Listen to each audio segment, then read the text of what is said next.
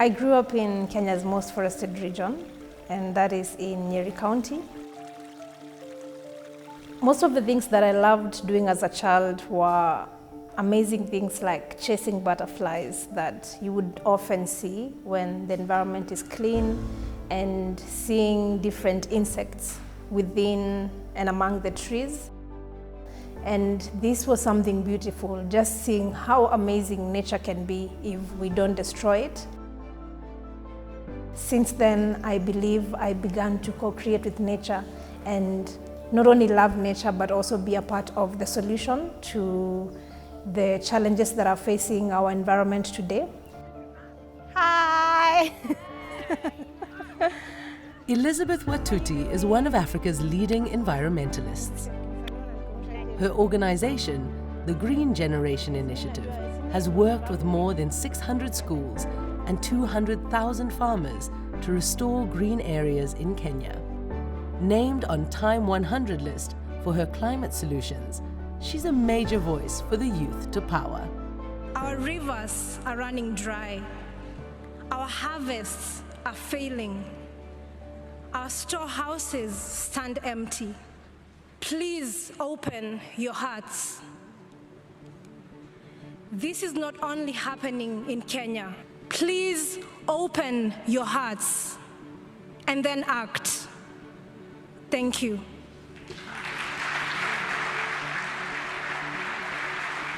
Following in the footsteps of another Kenyan woman who took on the powerful, Nobel Peace Prize winner Wangari Maathai, an activist who inspired the planting of millions of trees and protection of the environment across Kenya.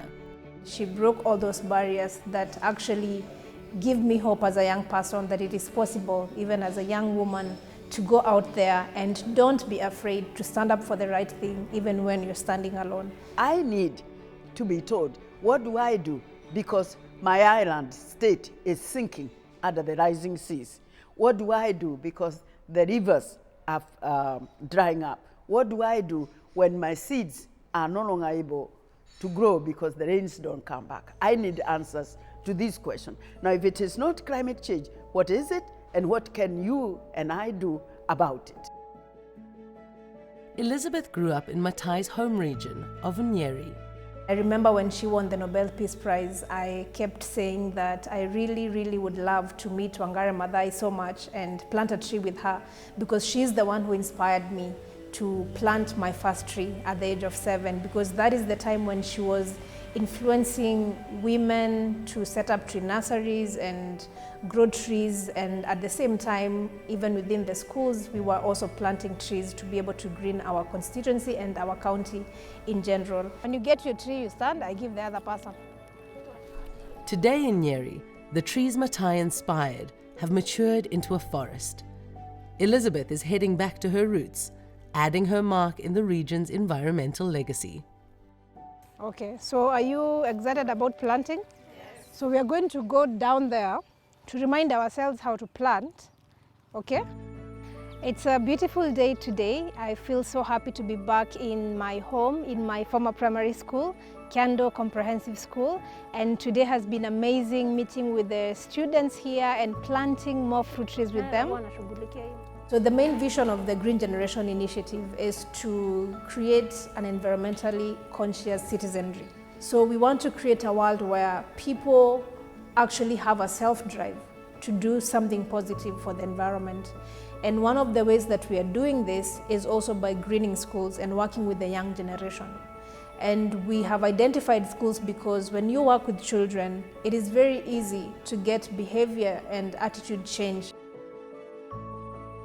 She's been encouraging us to be people of high expectations, to look up to great things and not look at the situations we have right now. Climate solutions may be as diverse as the places they are in. At the moment, we are at a permaculture learning and feeding garden that the Green Generation Initiative helped establish for the Treeside Special School. Drip irrigation, vertical hydroponics. This city school garden in Nairobi is growing very nutritious produce for children with developmental disorders. Eggs from a chicken farm provide essential protein for the children, and additional income for the school feeding program. In a rising climate, we know that children are most impacted, and most often it is children who have to go to school each day without a meal. So if we are able to create a system where children and the school institutions can grow their own food within the school land and within the school compound, then it is very easy for the children to get a meal when they are in school. So that again cautions them from the aspects of food insecurity, because then they are able to utilize the space and grow nutritious vegetables that would normally maybe not be grown in a normal school, for instance. The garden is very important in improving the nutrition of these learners. Learners with intellectual challenges or learners with disabilities require a balanced diet that will help them to grow. The surplus we sell to substitute what we do not have. For example, we sell the spinach to get flour.